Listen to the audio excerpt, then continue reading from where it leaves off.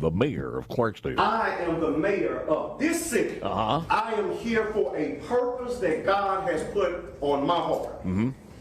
He has allowed me to be here to serve you as the citizens of Clarksdale. Now, I know it is 2023 when we have a majority African American board of supervisors and you have an African American board in the city of Clarksdale.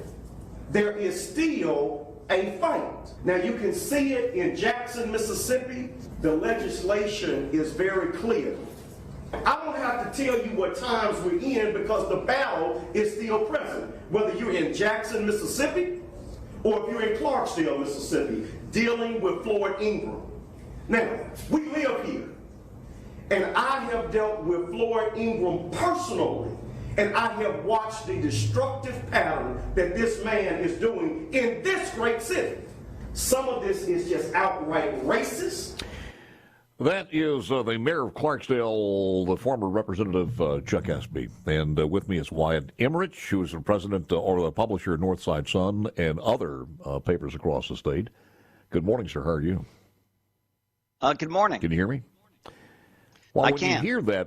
When you hear that, and I've got some more to play a little bit later on, but it's a battle to where he's been on the air with me, Wyatt, to be honest with you, and I think he's probably thrown down the gauntlet, and he's done it on the show. I don't want any bad news or crime reports coming out of Clarksdale. And he would come on the air with me, and you would think that one of the safest cities in any state in the union would be Clarksdale by the time he gets off. And the feedback is not favorable to his realization. But your thoughts? Well, this all gets back to when the mayor and the city council met in an illegal closed meeting and gave themselves 40% raises about a year and a half ago, putting a $500,000 burden on the small city of Clarksdale, and we reported it. Well, what this mayor doesn't want us to do is to report that he gave himself a 40% raise, which is something like $70,000. He makes something like 140 now. So that, but he didn't want us, the citizens, to know that. He didn't want us to report it. And now he is on a jihad to get rid of a very competent publisher in Clarksdale, and even personally offered to pay me $30,000 if I would fire him, which I don't think that's ever happened to me in my 35 years as a president of Emmerich newspapers. Wow. Did he say where the money was going to come from? No, he didn't. He didn't. Does that breach any legal, does that violate any law that you know, other than ethics, of course? I don't know. It doesn't sound very ethical to me. But I mean, this is a guy who has called for a boycott against our paper because we report when somebody gets murdered in Clarksdale. I mean, it's absurd. Well, I think not only that paper. My understanding was he was asking for a boycott of all of your papers. Yeah, the boycott. He kind of referenced that. Yeah. Yeah, the first week of the boycott, we actually had a net increase in our subscriptions. So his boycott's not going too well. No, it's not. We just keep it up because the net revenues are increasing. Let me let you hear a little bit more.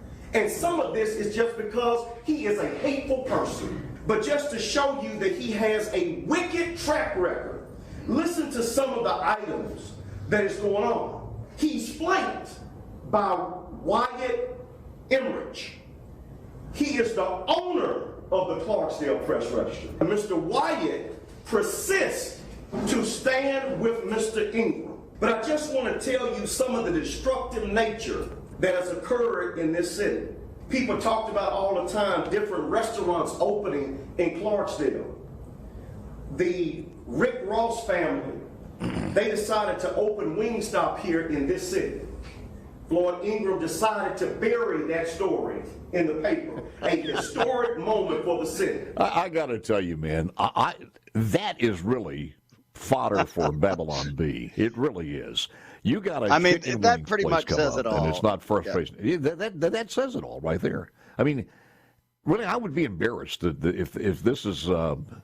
And he had a couple of other examples of where it's bad as that or worse. Not any better. You can't make this stuff up. This is why I love being in journalism in Mississippi. I mean, you just can't. Can't make and why this stuff up. He had to go back to 2020 for that. He had to go back 2 years, around 2 years for that story. So, that was the reason he's calling for a boycott? I read the paper. It's a good paper. It prints plenty of positive news when the news is positive.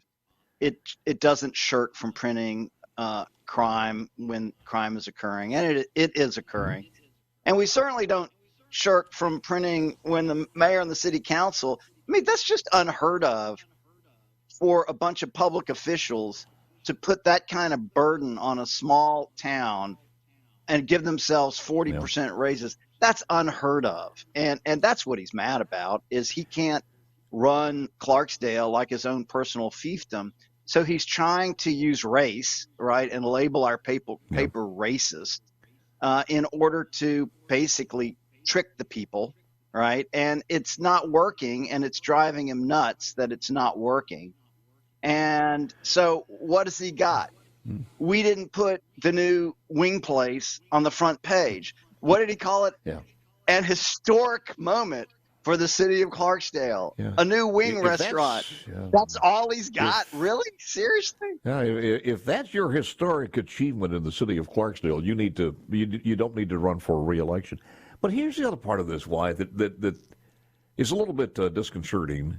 Floyd's got family. He's got concerns, and when you start beating the racist drumbeats like this in a city that the crime is not under control, you begin to worry about the safety of one of your employees.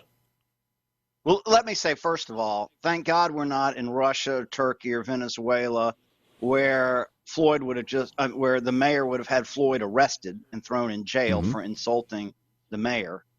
Thank God we live in a free country where politicians and public officials can't arrest journalists or kill them like they do in Mexico.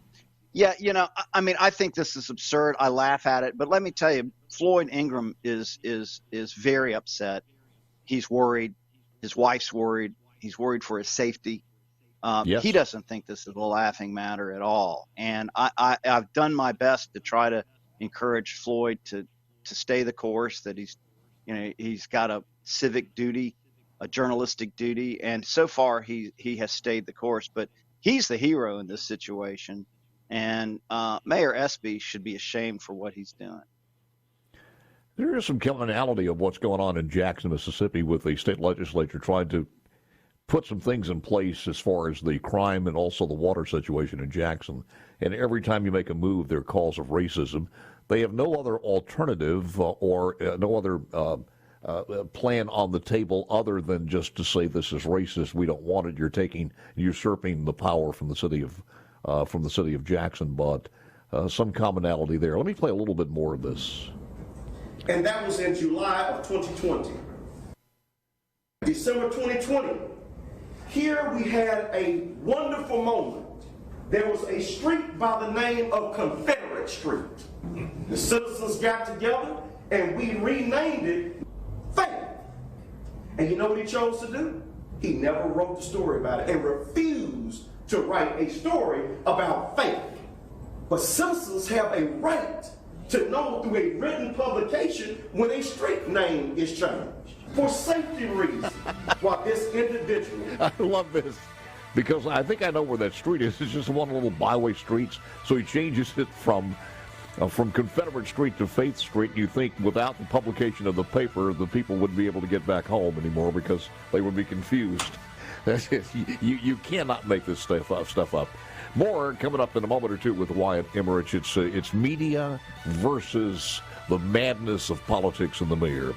Mandy comes on, 8:20. We'll continue the conversation with the EPA. And what is it now that people are coming out saying it was Wuhan? Didn't we already know that? More next.